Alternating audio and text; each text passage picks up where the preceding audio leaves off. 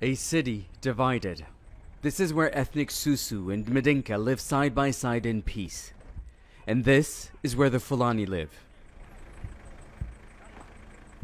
Move, shouts this paratrooper. They're armed with live rounds of ammunition. Since the beginning of the protest against President Alpha Conde's attempt to extend his stay in power, the capital's Fulani districts look and feel like a war zone.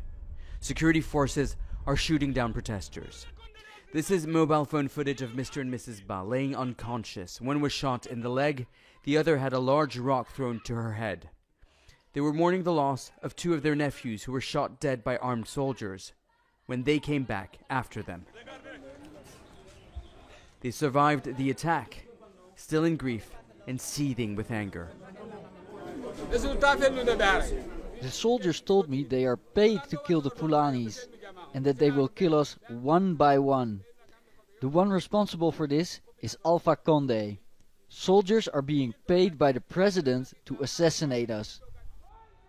While Fulanis make up the ethnic majority in Guinea, never has a Fulani come to power. Hundreds of them are being rounded up and arrested because they're protesting against the 81-year-old president's attempt to change the constitution and to run for a third mandate.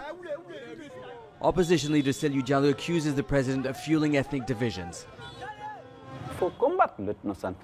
We have to fight tribalism and ethnic politics because it's dividing us, and it could create so much hatred and violence that it could cause a civil war.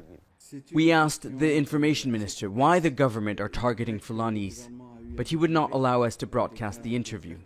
This is a touchy subject, he explained.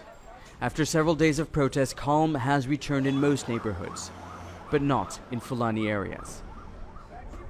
This is what remains of a military outpost. It was burned to the ground by protesters because it's inside a Fulani neighborhood. Now the military has replaced it with this big white tent, and they're just behind me keeping a close watch on the situation because earlier on demonstrators threw stones at them. They responded by firing shots. It's still very much a tense situation here despite calls for dialogue by President Alpha Conde.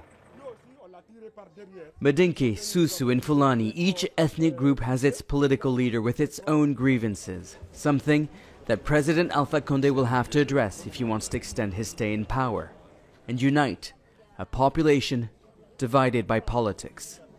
Nicholas Hawk, Al Jazeera, Conakry.